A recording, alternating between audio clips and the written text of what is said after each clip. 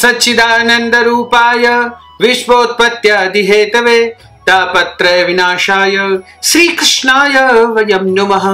कृष्णाय वासुदेवाय हरये परमात्मने प्रणतः क्लेशनाशाय गोविंदाय नमो नमः। वसुदेव सुतं देवं कंसचाणूरमर्दनं देवकी परमानंदं कृष्णं वंदे जगद्गुरुं।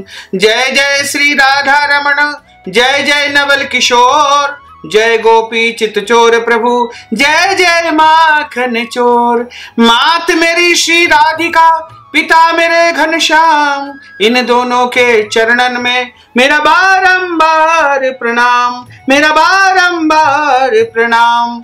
मोहिनी मूरत श्याम की वो मन रही समाय, जो मेहंदी के पात में लाली रही समाय। धन यौवन एक दिन उड़ जाएंगे जैसे उड़े कपूर, मन मूरख तू राम भज क्यों चाटे जगधूर। बोलिए श्री वृंदावन बिहारी लाल की जय, गोपाल कृष्ण भगवान की जय, श्री गिरिराज धरण की जय, श्री गोवर्धन नाथ भगवान की जय, श्री यमुने महारानी की जय, श्री गुसाई जी महाराज की जय, सद्गुरुदेव भगवान की जय। भक्तजनों, माताओं, बहनों, सादर जय श्री कृष्ण। हमारे YouTube चैनल में आप सभी का बहुत बहुत स्वागत है। मैं हूं आपके साथ आचार्य धर्मेंद्र शास्त्री। आज हम आपको पुरुषोत्तम मास अधिक मास के चौथे अध्याय की कथा सुनाने जा रहे हैं। चतुर्थ दिवस की कथा हम प्रारंभ करने जा रहे हैं। बोलिए गोपाल कृष्ण भगवान की जय। तो भक्तजनों, आपने निरंतर तृतीय अध्याय की कथा सुनी।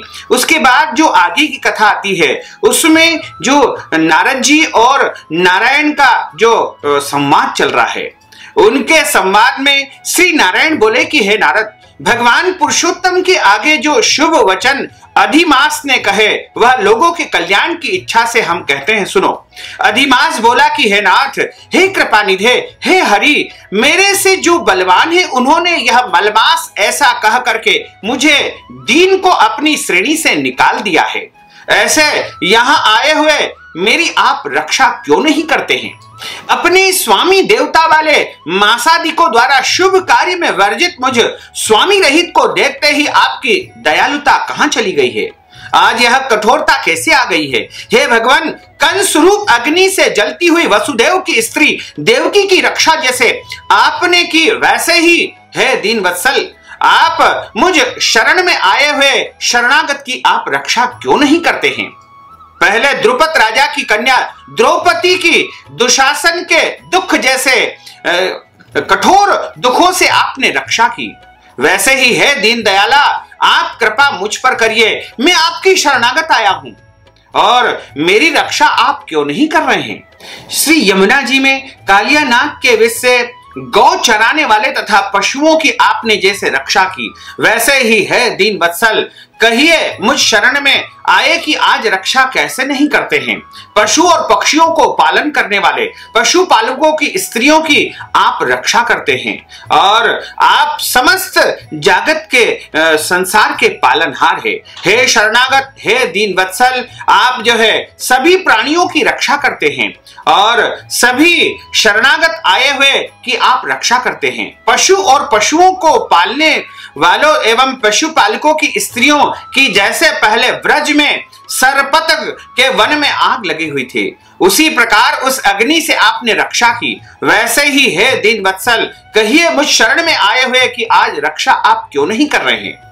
और मगध देश के राजा जरासंध के बंधन से राजाओं की जैसे आपने रक्षा की, वैसे ही हे दीन वत्सल, हे कृपा निधान, हे करुणा निधान, कहिए मुझ शरण में आए हुए कि आप रक्षा कैसे नहीं करते हैं? आपने ग्राहक के मुख से गजराज की को झट से निकाल करके उस गजराज की रक्षा की, वैसे ही हे दीन वत्सल, कहिए मुझ शरण में आए की रक्षा आप कैसे नहीं कर सकते हैं? श्री नारायण बोले, इस प्रकार भगवान को कह करके स्वामी रहित मलमास आंसू बहाता मुख लिए जगतपति के सामने उनकी स्तुति करता रहा और अंत में वह चुपचाप खड़ा हो गया। उसको रोते देख करके भगवान को शीघ्र ही दया आ गई।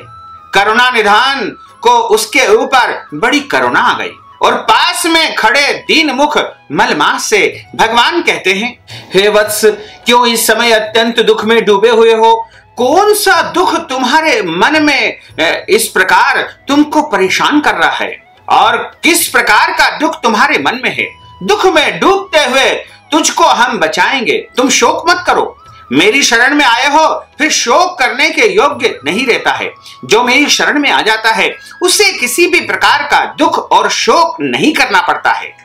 जहां आने से न शोक होता है, न कभी बुढ़ापा आता है, न कभी मृत्यु का भय रहता है, किंतु नित्य आनंद ही आनंद उसके जीवन में बरसता रहता है। इस प्रकार के वैकुंठ में आकर तुम कैसे दुखित हो रहे हो? तुमको यहाँ पर दुखित देख करके वैकुंठवासी बड़े विस्मय को प्राप्त हो रहे हैं। हे वत्स, तुम कहो इस समय तुम मृत्यु की इच्छा क्यों कर रहे हो?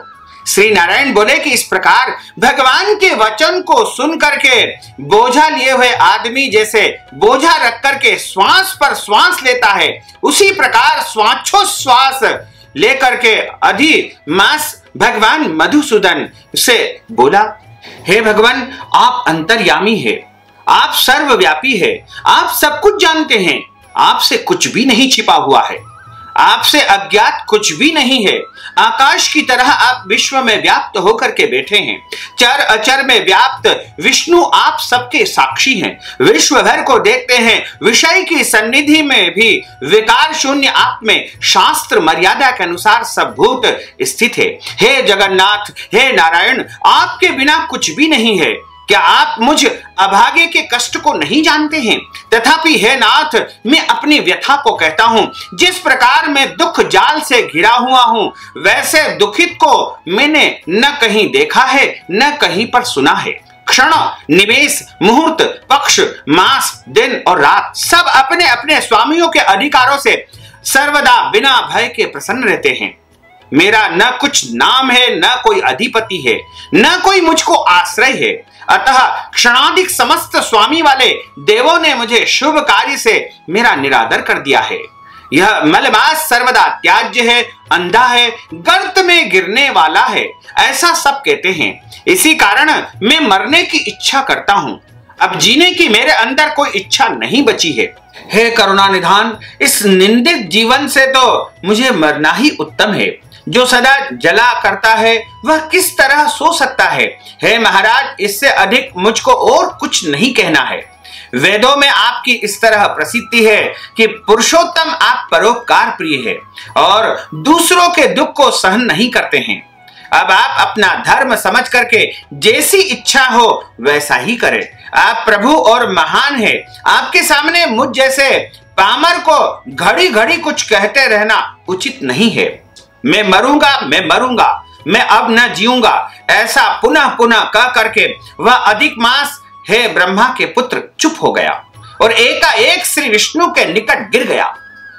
तब इस प्रकार गिरते हुए मलमास को देख करके भगवान की सभा में सभी जो लोग उपस्थित थे वो बड़े विस्मय को प्राप्त हो गए। श्रीमन नारायण बोले कि हे नारद जी, इस प्रकार कह करके चुप हुए अधिमास के प्रति बहुत कृपा भार से अवसन्न हुए भगवान श्री कृष्ण मेघ के समान गंभीर वाणी से चंद्रमा की किरणों की तरह उसे शांत करते हुए बोले। सूत जी महाराज कहते हैं कि हे विप्रो, वेद रूप रिद्धि के आश्रित नारायण का पापों के समूह रूप समुद्र को शोषण करने वाला बड़वानल अग्नि से समान वचन सुनकर के प्रसन्न हुए नारद मुनि पुनः आदि पुरुष के वचनों को सुनने की इच्छा से इस प्रकार कहते हैं। इस प्रकार चतुर्थ अध्याय की कथा का यहाँ पर समापन होता है। इति श्री बृहन्नारदीय पुराणे पुरुषोत्तम मास महात्म्ये चतुर्थ पुष्प श्री कृष्णार्पणमस्तु। बोलिए श्री कृष्णचंद्र भगवान की जय।